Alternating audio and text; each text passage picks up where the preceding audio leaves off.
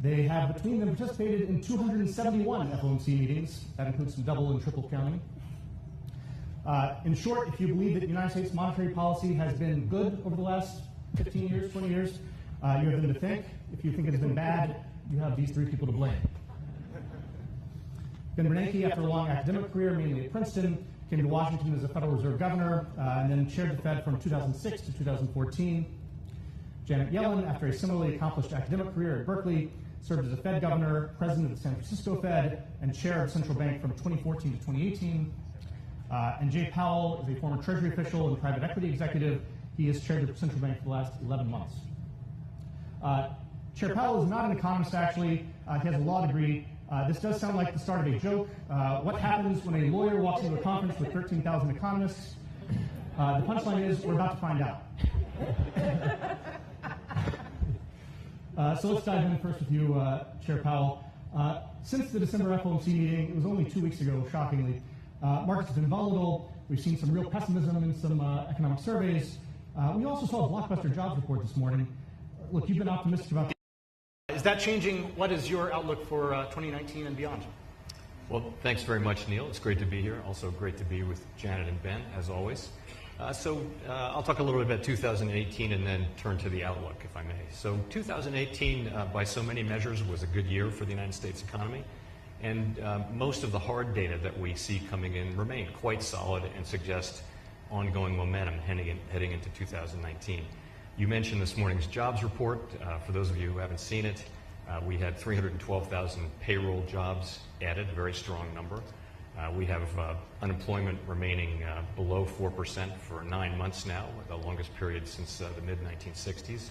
We have labor force participation picking up again and surprising to the upside, which is very, very welcome. And finally, we have wages, which are continuing to gradually move up. Average hourly earnings moved up, and that's quite welcome. And also, for me at this time, does not raise concerns about too high inflation. So very strong report today. We've also seen, on a more forward-looking basis, we've seen initial claims for unemployment insurance near their historic lows, and so that's more of a leading indicator, and we still see real strength there. Consumer spending has been strong right through December. The reports we're getting from the retail industry suggest continuing spending right through the holiday season. I would say those are all good data points. There is yesterday's Institute for Supply Management report, which came in well below expectations. And I would just provide a little bit of context there. The ISM report is a survey of manufacturing conditions, and it had been at historically high levels, in fact, higher than it had been even in the strong expansion of the late 1990s, and much higher than it had been during much of this expansion. So it's now at a level which is considered consistent with ongoing moderate growth, and is about at the level or even higher than it's been in the earlier years of this recovery. So that's a little bit of context. I would say the fact that it moved down so much in 1 month is something worth keeping an eye on. So notwithstanding that report, though, I would say U.S. data seem to be on track to sustain good momentum into the new year. I'll talk about China for a second. China's been a big part of this story, and the most recent data from China have been more mixed. China's consumers appear to be pulling back, as seen in the Apple news and in the weak retail sales data. The 2 PMI reports we got earlier this week show softening in domestic and external demand, and this weakness seems to be spilling over to other emerging Asian economies and to global commodity prices such as copper, for which China is such a big buyer. That said, Chinese authorities are responding with additional stimulus, and China and the rest of emerging Asia should continue to expand at a still solid pace this year. So overall, I would say the picture for the rest of the world remains consistent with continued growth here in the United States. So good data still, I think, is the story looking in the rearview mirror. But financial markets have been sending different signals of concern about downside risks, about slowing global growth, particularly related to China, about ongoing trade negotiations, about what maybe let's call general policy uncertainty coming out of Washington, and among other factors. So, you do have this difference between, on the one hand, strong data and some tension between financial markets that are signaling concern and downside risks. And the question is, with those contrasting sets of factors, how should we think about the outlook and how should we think about monetary policy going forward? Now, when we get conflicting signals, as is not infrequently the case, policy is very much about risk management. And I'll offer a couple of thoughts on that to wrap up. First, as always, there is no preset path for policy. And particularly with the muted inflation readings that we've seen coming in, we will be patient as we watch to see how the economy evolves. But we're always prepared to shift the stance of policy and to shift it significantly if necessary in order to promote our statutory goals of maximum employment and stable prices. And I'd actually like to point to a recent example when the committee did just that in early 2016. And I mentioned this in this December press conference in passing. As many of you will recall, in December 2015, when we lifted off from the zero lower bound, the median FOMC participant expected 4 rate increases for 2016. But very early in the year, in 2016, financial conditions tightened quite sharply, and under Janet's leadership, the committee nimbly, and I would say flexibly, adjusted our expected rate path. We did eventually raise rates a full year later in December 2016. Meanwhile, the economy weathered a soft patch in the first half of 2016 and then got back on track, and gradual policy normalization resumed.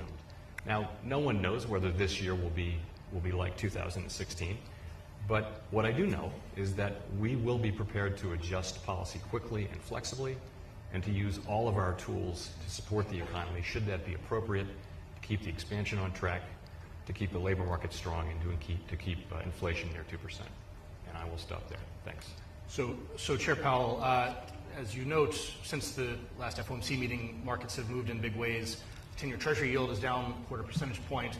The Fed funds futures path is suggesting no rate increases, maybe even rate cuts in 2019. Are the markets telling you that you made a mistake?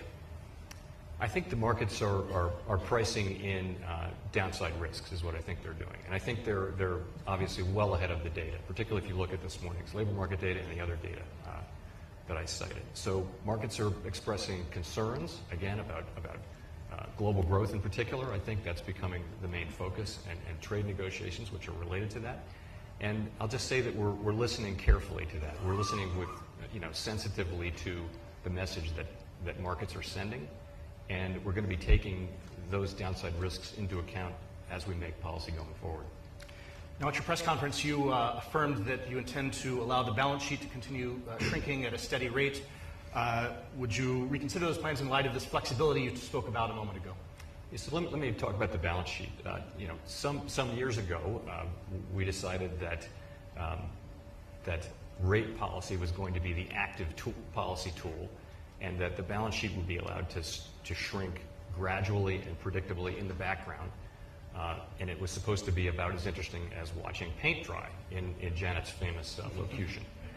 So, and that division of labor has served us well, and we think has served the economy well. And so we also said at the very beginning, I think in our original, certainly the first policy normalization plans that I was involved in 2014, we said that we would be prepared to adjust our normalization plans as appropriate to achieve our goals. So if we ever came to the conclusion that any aspect of our normalization plans was somehow interfering with our achievement of our statutory goals, we wouldn't hesitate to change it. And that would include the balance sheet, certainly.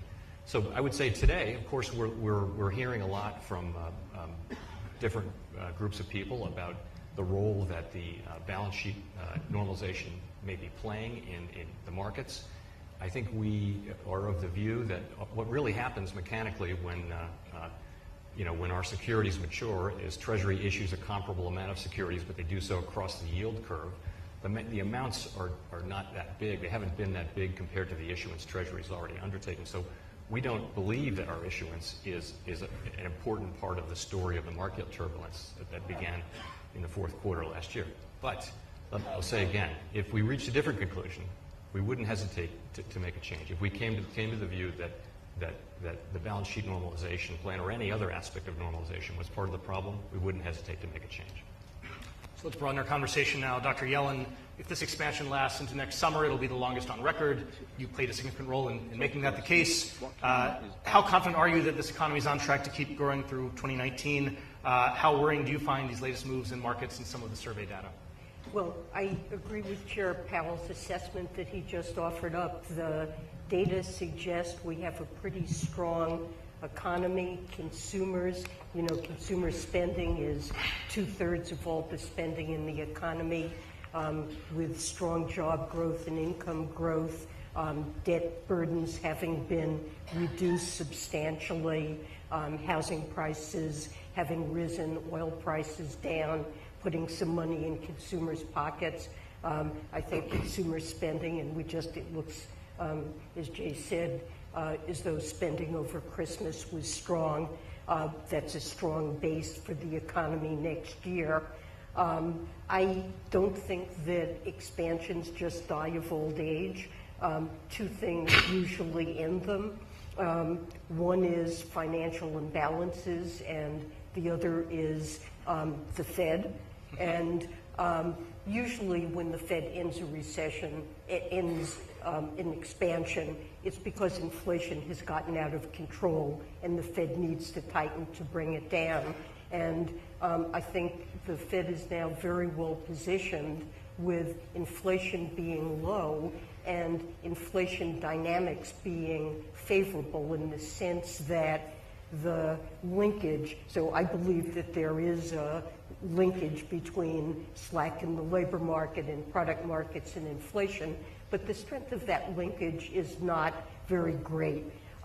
So we have a relatively flat Phillips curve is another way of putting that. And in addition, inflation expectations seem well anchored, and so inflationary dynamics are very favorable. It gives my former colleagues the opportunity to be careful, to move gradually, to be data dependent, to manage the risks, and I have confidence that they'll be able to do that.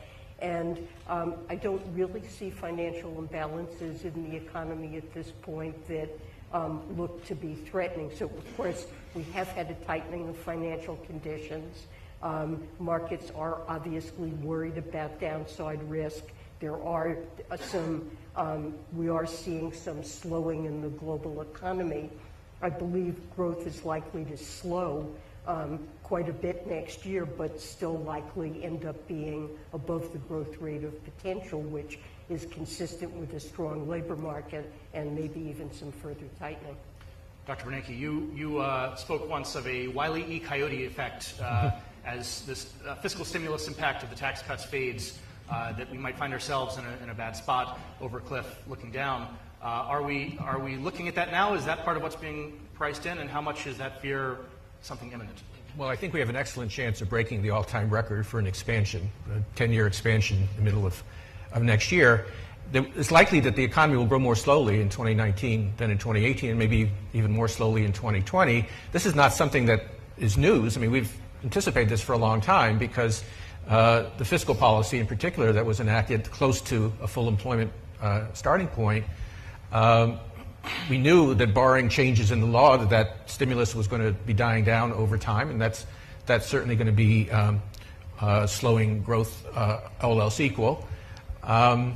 Financial conditions were, if anything, a little bit ebullient, in 2017, early 2018. To some extent, what we've seen, this tightening we've seen, is a take back of some of that, particularly with concerns about geopolitical considerations, trade wars, and the like. And then, of course, the sort of perfect confluence of synchronized growth we saw in 2017 is also globally has also been a little bit less strong. So all these things do suggest some moderation. But as Janet says, expansions don't die of old age. I like to say they get murdered instead. And right now, murderer is not here. Right now I don't see anyone's hiding behind the curtains. But some slowing does seem likely. Let me just say, that it is a good thing that the Fed has the flexibility to respond in a way that will be responsive to the data, responsive to the markets, and that manages the risks that are obviously on both sides of this.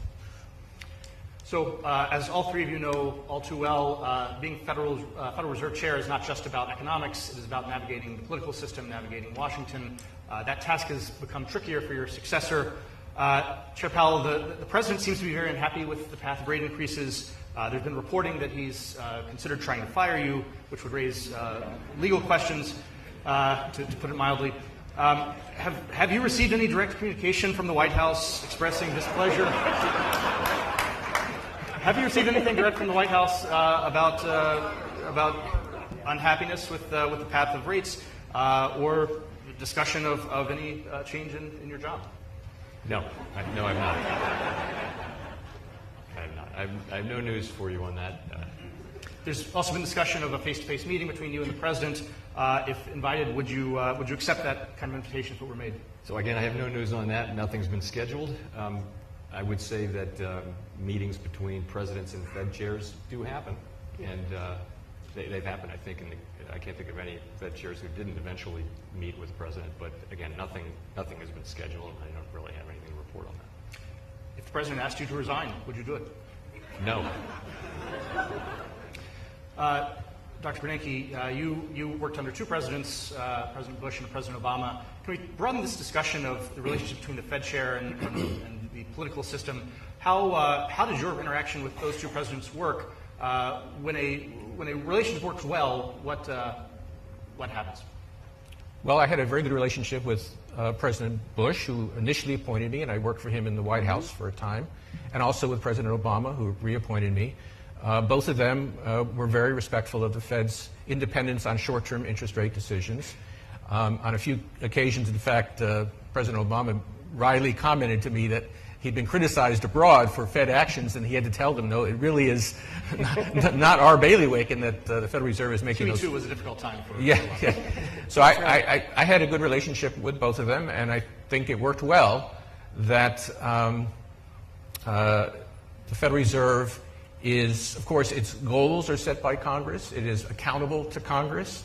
The Fed has become more and more transparent over time. I want to congratulate Jay on adding the 4 additional press conferences every year. It's very important that the Fed be accountable and transparent, but it makes the best outcomes occur if the individual interest rate decisions made in pursuit of those mandated objectives are done independently in a nonpartisan way, looking at the long-term goals of the Fed. And I think Jen and I were very lucky that Presidents Bush and Obama were very respectful of that, and I think it worked well. I had a good relationship with the Treasury secretaries, with the other administration officials, and kept them well informed, and had, again, a friendly relationship. So I thought that was an ideal arrangement. During the financial crisis, we had to work, the Fed and the Treasury had to work quite closely on those issues, but I would separate some of those issues from pure monetary policy decisions, which were always left to the discretion of the Fed. Do you see President Trump's approach as problematic? Yeah, I think everyone would be better off if it was clear that the Fed is making its decisions based on its mandate and on its assessment of the long-term needs of the economy, which I'm completely confident that it will do. Dr. Yellen, do you believe that the President weighing in the way he has poses long-term dangers for the Federal Reserve and its independence and sound monetary policy? Well, I think only if it served ultimately to undermine public confidence in the Fed, in the basis for its actions and its responsiveness to its mandate. It had been a very long tradition. It, I think, began really with President Clinton for presidents not to comment on particular Fed decisions. And I think that helped to shore up the independence of the Fed and public confidence that the Fed was acting in a non-political way and, as Ben said, trying to make its best judgments to pursue its congressional mandate. I think that's the best kind of arrangement for a president vis-a-vis the Fed. Obviously, the president has a right to comment on the Fed, but I would worry that if it continues or intensifies, that it could undermine confidence in the Fed and the market's confidence in the Fed's judgments. Anything to add, or are you? Sure. No. Look, I do want to add something. I want to say that People should know that the Fed has a very strong culture around non-political activity, and we are committed to achieving the goals that the law gives us, and we're committed to doing so in a completely non-political way, based on the best thinking, based on the diversity of perspectives, and we're always going to do that. It's very much in the DNA of anyone who's spent any time at the Fed. So I would want the public to be assured that we have a strong culture. It's not a fragile one. It's not subject to being disrupted. We will always do things that way. And I would again want people to have confidence in that. Let's talk a little about kind of the mechanisms of monetary policy. Dr. Bernanke, you spent your academic career looking at ways that at the zero lower bound one could ease monetary policy. It became very real during your chairmanship. Knowing what you know now, what might you do differently during the financial crisis? As we know about these different tools, quantitative easing, forward guidance, credit easing, the various approaches you took, what are the lessons we've learned about what works and what might be useful if we find ourselves in another downturn? You're talking about monetary policy specifically. Yeah. So, I mean, one of the things we learned was that with long-term interest rates being generally lower around the world, that the risk of hitting the zero lower bound or the slightly negative bound that we see in Europe is a much more salient risk than we thought it was 20 years ago. And so dealing with that situation has become, going forward is a greater risk. We approached it, when we hit zero, we approached it by doing a couple of additional things. One was forward guidance, which was using a language to communication to explain not just what we were doing currently with our rates, but what we would expect to be doing in the future. And then quantitative easing, which was purchases of treasury securities and mortgage-backed securities. I think those things were constructive. Certainly the concerns that some critics expressed that it was going to lead to hyperinflation and many other extreme outcomes was not correct. I think we learned a lot about how to communicate and coordinate those policies. So I think in the future, while I hope that we won't be very frequently in the situation of being at zero short-term interest rates, I think we do have some tools that could be used and that those things will still be in the toolbox. There are further discussions, I don't want to take you too far off track, about could we change the way we approach the target, the policy target, for example, that would make monetary policy more effective at zero interest rates. You spoke of kind of a state contingent. Price level targeting or temporary price level targeting, some examples of that. But the Federal Reserve is doing a review currently of its tools and its framework, and I think there'll be some interesting discussions in that context about whether the current inflation targeting framework needs modification, or would there be ways of making monetary policy more effective at zero. But I think overall, I mean, the experience suggests to me that while the zero lower bound is a real constraint and makes it harder to manage monetary policy, there are some tools that can be used in that circumstance to get additional accommodation. Anything you want to add? Well, I agree. I think the tools were effective, should remain in the toolkit, and potentially can be strengthened. And I think it's very constructive that the Fed is going to undertake a review. I think one of the things that struck me looking back is that as late as 2012, I believe, you still had long-term interest rates that were around 3.5%. And in a way that reflected the public's view that this would be a short episode, that short rates would go back up more quickly. I mean, it was 7 years that they stayed at zero. And I think we learned things from forward guidance, using them after the financial crisis, that we might be able in a future episode to communicate more quickly the likelihood that rates would stay low for a long time, so that long-term rates would move down more forcefully and quickly. But I think those tools worked. Chair Powell, anything you can tell us about the Fed's contingency planning if there is a recession during your chairmanship? Do we know which crisis era tools might be brought back? Is there anything you can rule out? How ready is the Fed if things do take a turn for the worst? Well, as I mentioned, we will use all of our tools to the extent appropriate. We'll use the balance sheet, we'll use the tools that we had. And I would agree with what I think both Ben and Janet said, which is that the tools that we used in the crisis after hitting the zero lower bound generally worked. Many raised concerns. I was one who raised concerns when I first got to the Fed, and I said some time ago that the concerns people raised, and it was appropriate to raise them, they didn't really kind of bear fruit. We didn't see high inflation. We didn't see asset bubbles. We didn't see those kinds of things. So, and the real thing is, though, again, I'd echo what Ben said about this conference that we're having this summer. And in fact, we're spending a whole year thinking about this. We're trying to engage with the public, not just the profession, but with the public in general, to explain ourselves a little bit in this era of lower interest rates. How are we going to conduct policy? How are we going to communicate and use our tools in a way that keeps the inflation target credible and that serves the goals that were assigned? So I want to come back to something you mentioned during your opening comments. So for example, in 2015, 2016, Chair Yellen experienced a time when tighter monetary policy in the United States seemed to tighten financial conditions around the world, slowed growth in emerging markets, created feedback loops that affected the U.S. economy. Some real parallels to what we're seeing now. There are also some parallels to the taper tantrum in 2013 when the signal that QE was not going to go on forever created some feedback loops. I wonder, for those two episodes in each of your chairmanships, can you reflect on the lessons you learned that are relevant for current policy and what you learned out of that episode that should be internalized as Fed officials work today?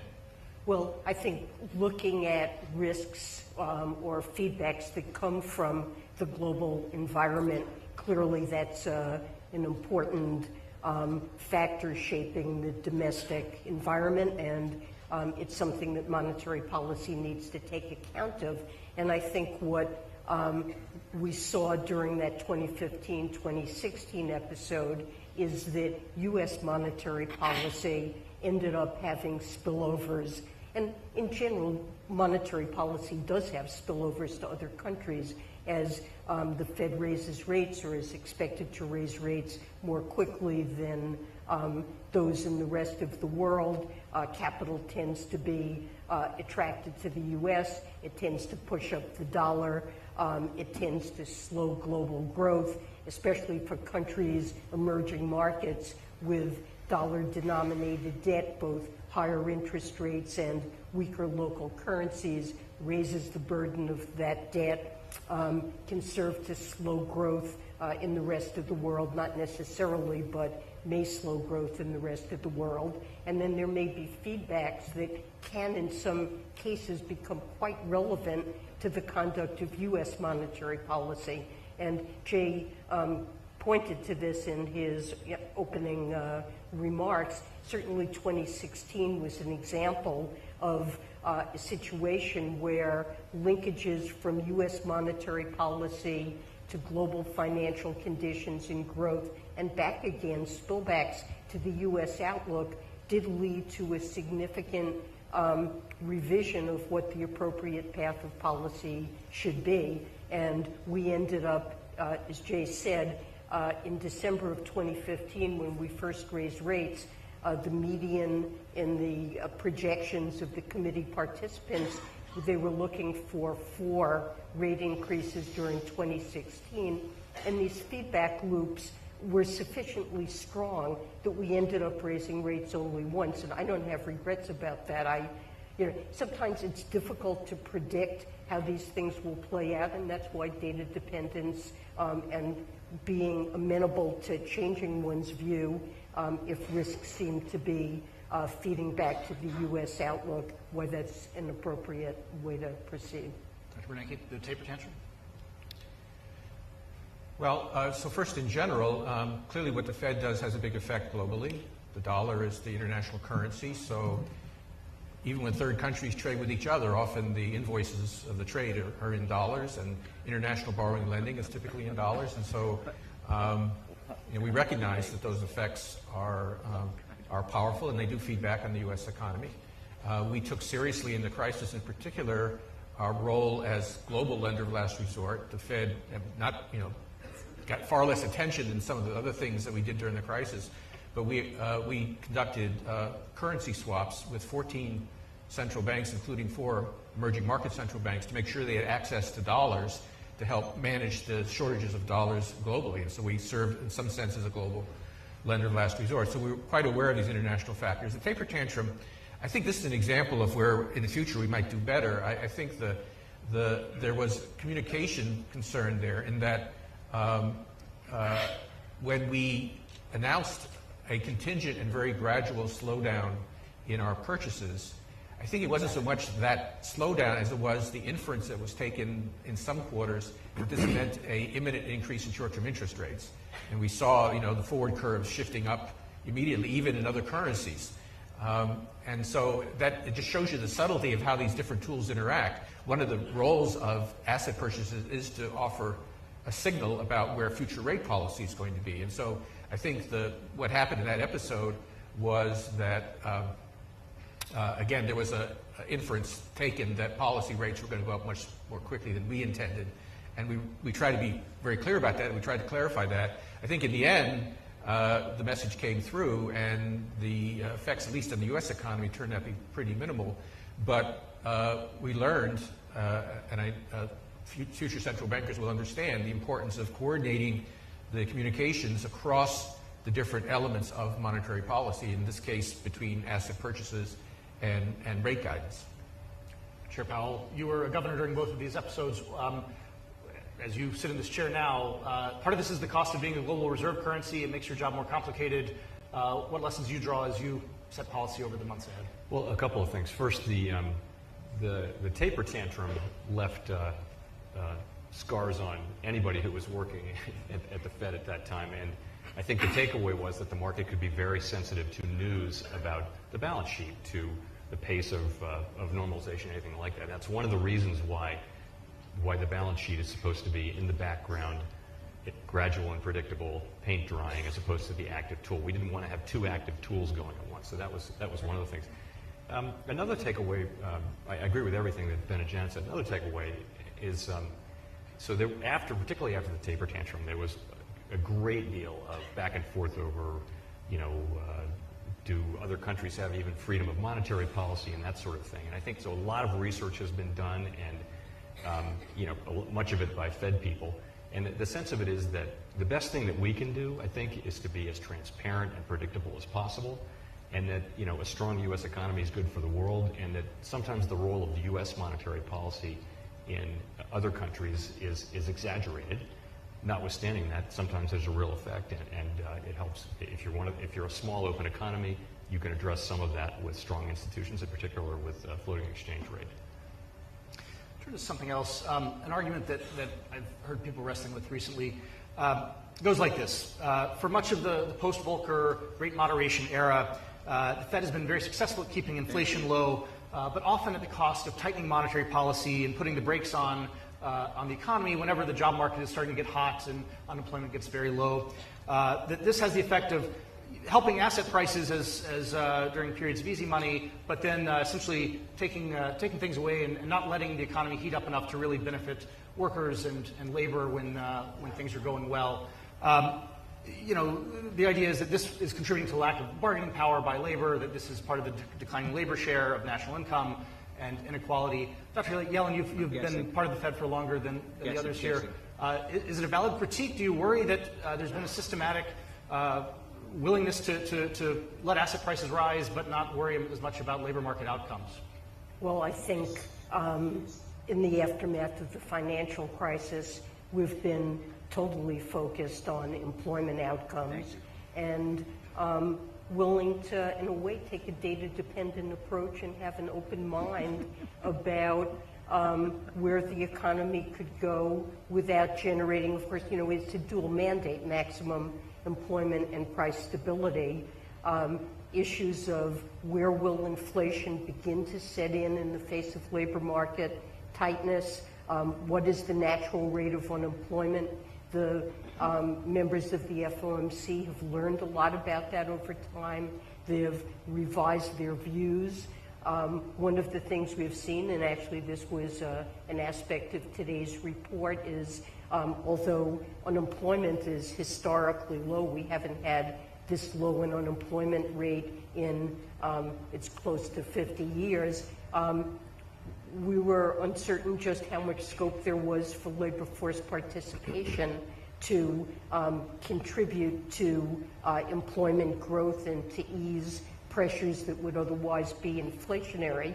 And we've in a way, been able to see very strong job growth and historically low unemployment rates because it's really not turned out to be inflationary, and labor force participation has continued to increase. So certainly I don't think that's a fair criticism. That's been a very strong focus of the Fed.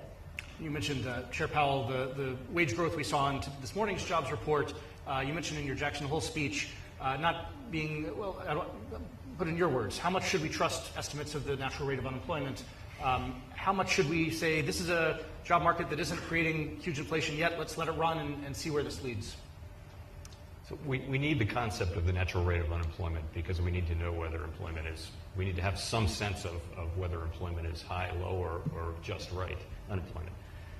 But we have to understand that it's, that there's tremendous uncertainty around the actual location of it. And we are in an era where inflation dynamics are such that the relationship between slack and changes in slack and inflation changes in inflation is very weak, but it's still there. It's clearly still there in just about all the research that's been done. So I think we've been willing to revisit our views, very much willing to revisit our views of what the natural rate is, and also our understanding of what it is. So if you look at the forecasts of FOMC participants, we have unemployment remaining below 4% through the entire projection period, and you have inflation remaining right around 2%. So we're not acting on it as though it were some certain number. We're very much, I think we're very open-minded about both what the level of the natural rate is and also what the implications are for inflation. I think it would go too far to just ignore resource constraints completely, because we can get the old inflation dynamics back over time if we want to, where there was a very strong relationship between changes in slack and inflation. But I think that's the way I would think about it. How about this linkage? Part of the traditional Phillips curve relationship is low unemployment creates a tight labor market, wage pressures, which flows through to broader inflation. There's two steps there. There's tight labor market to higher wages to overall inflation, and that's the linkage we haven't seen as much of lately. How do you think about it? Both of those links have weakened significantly since we were young, since the 1960s, since I was young anyway, before you were born. So they've weakened a lot, and I've mentioned, we had wages going up faster than productivity plus inflation during the latter part of the 1990s expansion without having price inflation. So there is the link between the two, between wage inflation and price inflation, is pretty weak, and wages going up is not necessarily inflationary, and we know that very well. I mean, I think we have inflation under 4%. Sorry, unemployment under 4% for 9 months now. We have inflation under control, and I think that's a pretty good outcome, and we sure think it can continue. Dr. Bernanke, is the Phillips curve dead or just really flat and really uncertain? So to use a slang economics jargon, this is an endogenous phenomenon. Chairman Volcker and Greenspan did the three of us a big favor by bringing inflation under control and helping to anchor inflation expectations very closely to roughly 2%, and we formalized that target, I think, in 2012. Janet and I were, in our terms, were very supportive of economic growth and employment. This was a critically important objective for us, but it was very helpful that inflation expectations were so well anchored, and it gave us flexibility, the ability to take very stimulative steps without worrying that inflation expectations would drift off and that inflation would become an immediate problem. So that's sort of a capital asset that central banks have, that inflation expectations are so well anchored and stable. And that's the, quote, endogenous reason why the Phillips curve is so flat. That allows us, Jay, to be, to explore the range of, how far unemployment can decline and to be aggressive at times when necessary. But ultimately, you want to protect that capital asset. You also don't want to allow inflation to persistently deviate from, the target area because of the cost that, if you did unanchor inflation expectations, which I don't expect to happen, that would be costly in terms of your ability in the future to stabilize the economy. I wonder, Dr. Yellen, on regulation. A real emphasis of the Fed since the crisis has been macroprudential regulation, the idea of regulating the financial system, accounting for risks to the macroeconomy. How confident are you that the financial system we now have will prove resilient? Is there anything you would like to see the current Fed or other regulators do to strengthen that capacity? Well, I think a lot's been accomplished, and the financial system is definitely in better shape. There's more capital, higher quality capital. The institution of stress tests is a very important supervisory innovation, maybe the most important in terms of aiding public understanding of what's happening in systemically important banks and encouraging better risk management in those banks. Derivatives are safer. Many now that are standardized or centrally cleared. There are much higher margin requirements on those that are not centrally cleared. There's been money market reform. So a lot of things have happened that I think have left us with a safer financial system. That said, I'd say it's a work in progress, and there is more work to be done. I worry about the fact you said macroprudential tools. I actually think in the United States we have a shortage of macroprudential tools. So while we've made the system year in and year out more resilient, if we were to see a threat like house prices rising, we're concerned that a bubble is developing. Many countries have tools that a financial stability board could invoke. They wouldn't be invoked because anyone's worried about the safety of a particular banking institution. The concern would be that escalating house prices and the potential for a collapse could cause a deep and long recession.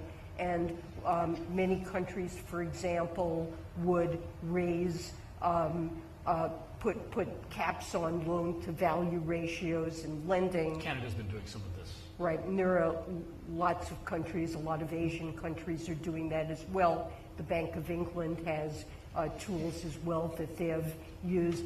We actually don't have such tools in the United States, and that worries me. And although the Fed got new tools, if there were a problem in a systemic institution that would help to resolve a systemically important non-bank, say an investment banking sub of a bank holding company, we've lost some of the emergency lending powers that were used during the downturn, for example, to support AIG, whose collapse, I think, would have been disastrous at the time. So I do have some concerns. Chair Powell, do you believe you have the tools you need to deal with financial systemic risk? Well, I would agree with Janet that we don't have a lot of tools that we can move around as a cyclical matter. So we've had to make up for that by having through the cycle macroprudential policies, and I would characterize the stress test, particularly for the largest institutions, the stress test and also the very high capital requirements and liquidity requirements and resolution requirements that we have on the most systemically important. So those are through the cycle measures which are always on. I think we're not strong in terms of having tools that we can turn off and on. And frankly, that's just a fact of life for us. I think that there's a long history of and not a happy history of trying to use things like loan-to-value ratios. They don't survive very well. The other thing about the United States, of course, is that most credit intermediation takes place in the financial markets, not the regulated, supervised banking system. And that's just a different thing. You know, it's not the financial capital markets are not prudentially regulated. It's completely different, and it's a real strength from a capital raising and dynamism standpoint. But it's something we've worked on a lot, and I think what we've done with the banks is a good body of work, and I feel good about where the banks are. I also feel fine about the capital markets, but I think there's more to be done in central clearing, for example, and there's more to be done in the capital markets generally. So if I could step away from economic policy for a moment to talk about the economics profession. Dr. Bernanke, you become president of AEA later today. Dr. Yellen, you take over that job a year from now.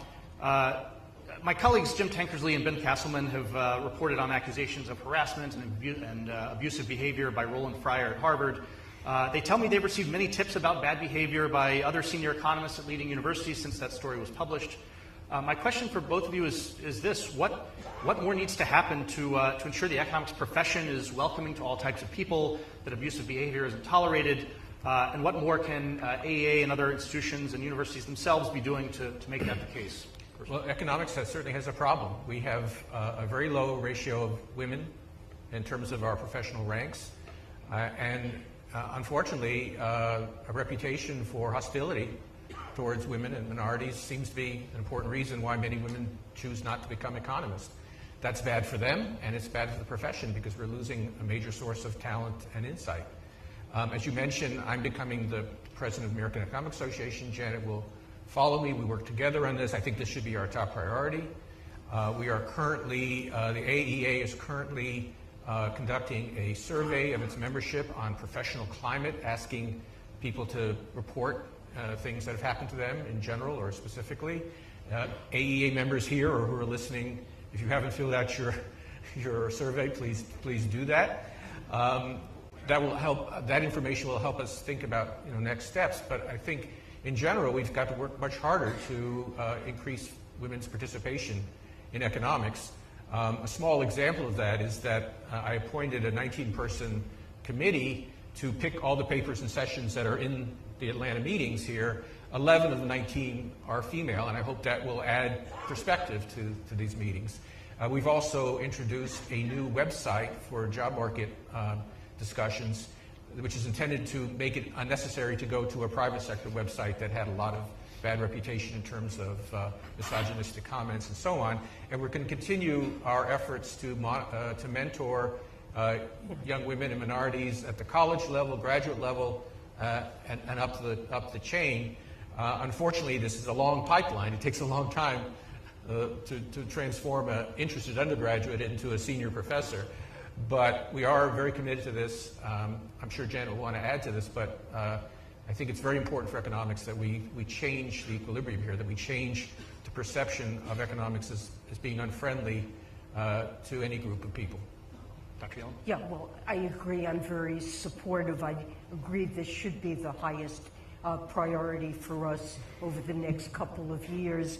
The AEA has formed a new committee to focus on initiatives that might be successful in improving the environment for women and I think and minorities, and I think this climate survey perhaps will be something that can provide useful feedback to individual economics departments about how they compare to their climate to the profession as a whole. I think this committee will look at best practices that departments can put in place to try to improve the climate generally for women and try to come up with a broad array. There has been the adoption recently of a code of conduct for economists that focuses on the importance of diversity. Chair Powell, you may employ more PhD economists than anyone. How's the Fed thinking of these issues?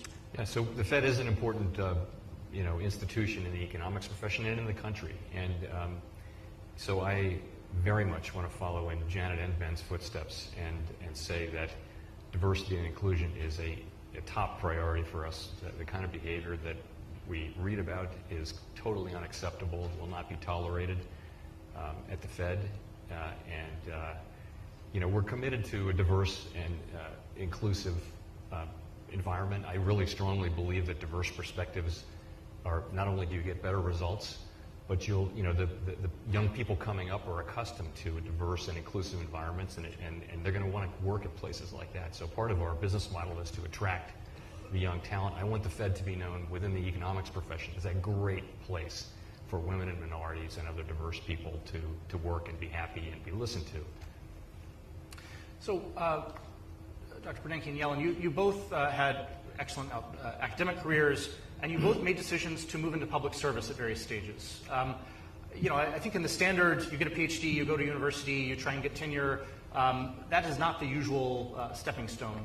Can you reflect on what role public service played in your own career, your own evolution, and what you would recommend to younger scholars out there trying to decide, should I try and do a year at CEA? Should I do a fellowship at the Fed, something like that? Well, it was something that figured in my thinking as something I'd like to have as part of my career. From my undergraduate days, it was a motivation for me to study economics. I hoped that I would have a chance to serve at the Fed, to serve at the Council of Economic Advisors. I've always seen economics as a body of understanding and of work that is highly relevant to the design of public policy, and felt that economists can contribute to making the world a better and more successful place by helping to apply that knowledge. So it's something I always wanted to do, and it was part of my motivation. And I think as I've gone back and forth between academia and public policy jobs, I found that the knowledge I've gained in academia, the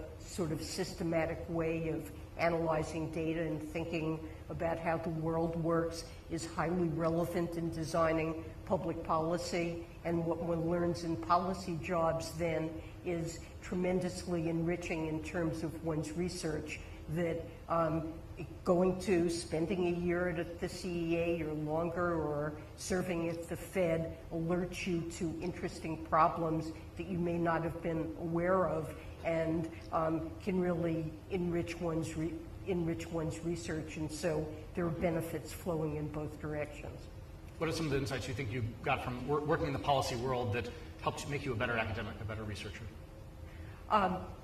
It's a question of what problem should one work on, and I think in that regard, I always think about the fact that the Fed, in the run-up to the financial crisis and having to deal with zero interest rates, and thinking about what was possible to do in a zero interest rate world, you had an active body of research that had taken place inside the Fed and in academia, motivated by Japan's problem. So people in the Fed looking, and Ben spoke about this in a number of speeches, that you see a real world problem, it motivated research, and then that research was available when we found ourselves in that same situation later. So real world phenomena motivated important research.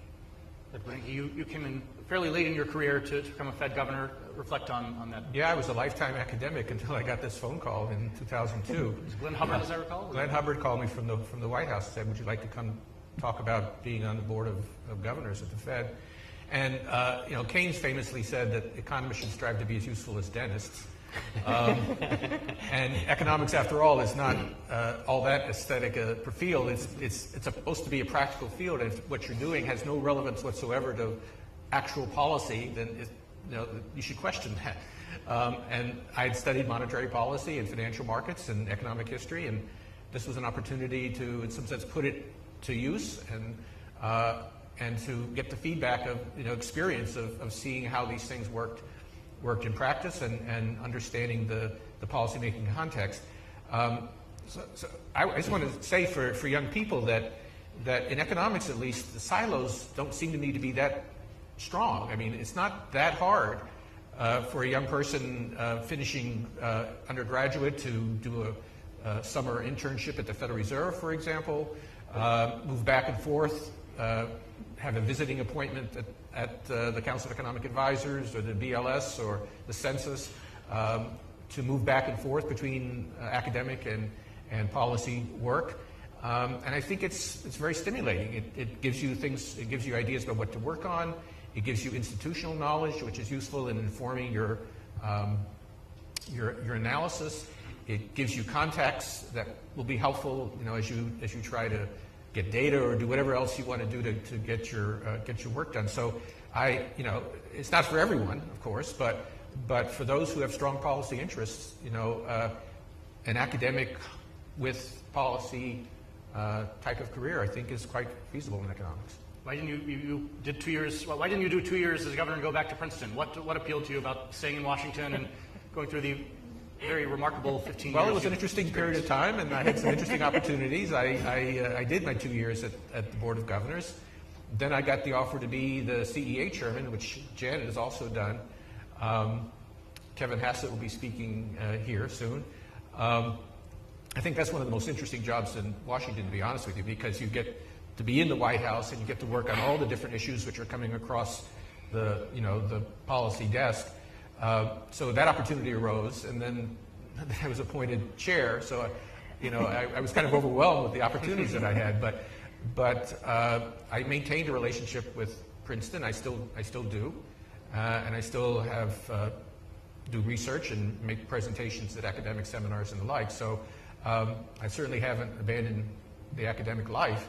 But again, I think for an economist with applied interests, the ability to move across the policy and academic spheres is a great benefit. So we have to wind down. Last question. There are many younger scholars here charting out their course of research and making their plans for their careers. In terms of their research agendas and what they should be studying and trying to figure out, I wonder for all three of you, what you would like to see them take on and find solutions and answers that would have been helpful when you were Fed chair. What are some of the questions that you wish the economics profession had better answers to in this role? Starting with you, Jay Powell. I would say the integration of financial economics and macroeconomics and understanding better how financial markets work and how changing financial conditions affect the macroeconomy. This was something obviously Ben's been working on for a long time, but there's a lot of progress to be made there. I think it's still early days in working that out.